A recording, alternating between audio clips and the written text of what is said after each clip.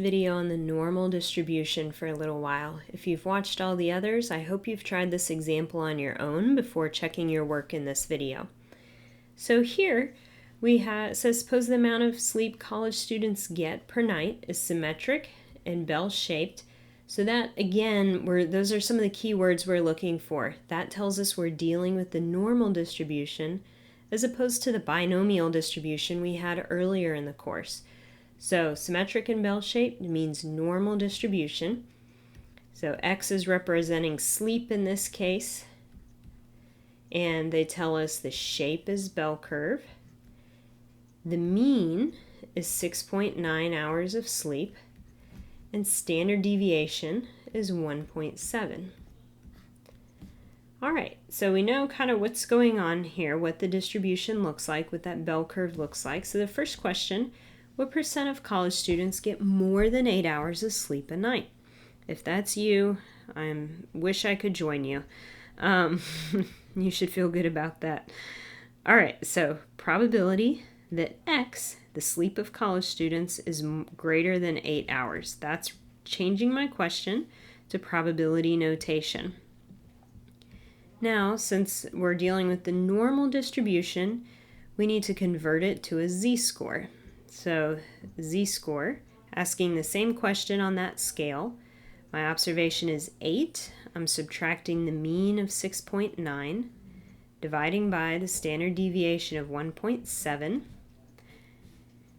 And that's going to give us a z-score of 0.6471. If we round that to 4 decimals, note all throughout the course for consistency, we're going to keep everything to 4 decimals. Then we're going to do normal CDF. And this statement is saying I want the area z-scores above 0.64. So my starting point is 0.6471. And I'm going out to infinity. I'm going above and beyond, out that way. So up to infinity. Again, use your favorite big number on your calculator, and you're going to get 0.2588. Okay.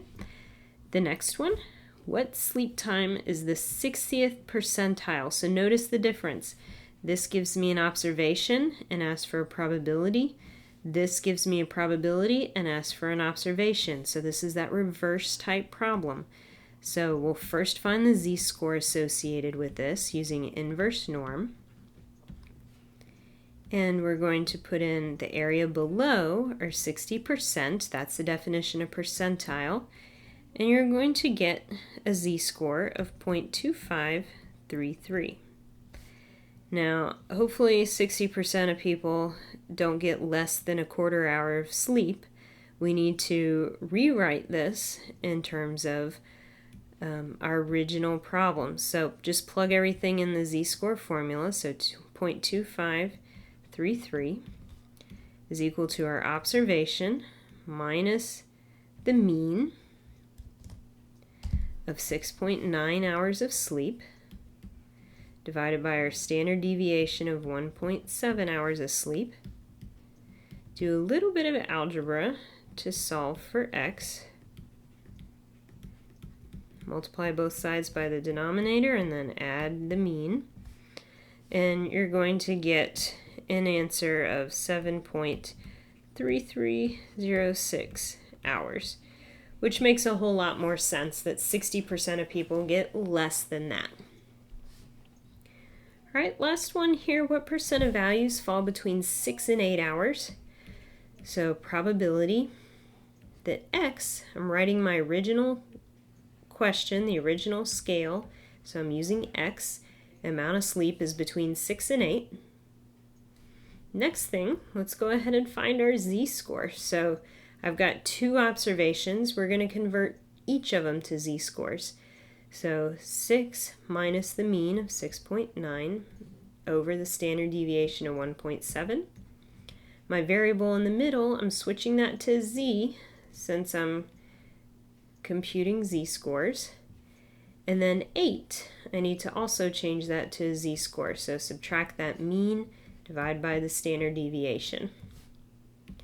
And simplifying those, you get negative 0.5294 for the smaller z-score and 0.6471 for the larger z-score.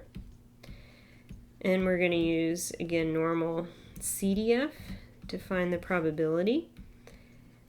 We're between two values, so that one's a bit easier to think about. Just put in your range between those two values of interest.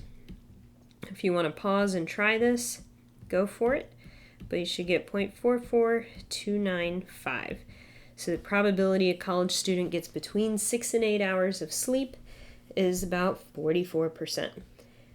Now, you want to be really careful here and make sure you show all your work. The original question, your conversion to z-scores and what that simplification was, the fact that you use normal CDF, and then give your final answer. So the order of these is important. Now this last bullet point, I'm just going to go ahead and skip this for now. You could work it out if you want, go for it, but I'm going to go ahead and skip.